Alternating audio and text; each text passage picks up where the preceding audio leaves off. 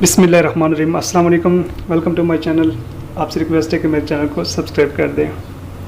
इस वीडियो में आपको शुगर की अलामात बताई जाएंगी।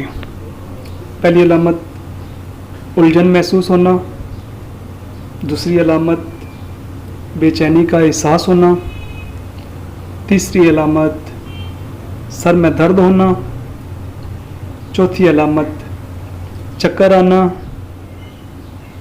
पांचवी अलामत बहुत ज़्यादा पसीना आना, छठी अलामत भूख ज़्यादा लगना, सातवीं अलामत उंगलियों और होठों की सनसनाहट, आठवीं अलामत धुंधला नज़र आना, नौवीं अलामत नब्ज़ की तेज़ी, 10वीं अलामत थकावट या कमज़ोरी, 11वीं अलामत कपकपाहट होना, 12वीं अलामत प्यास बहुत ज़्यादा लगना, 13वीं अलामत पेशाब मामूल से ज़्यादा आना, 14वीं अलामत मुँह खुश्क रहना, 15वीं अलामत हर वक्त चिड़चिड़ापन रहना, 16वीं अलामत ज़ख्म देर से बढ़ते हैं।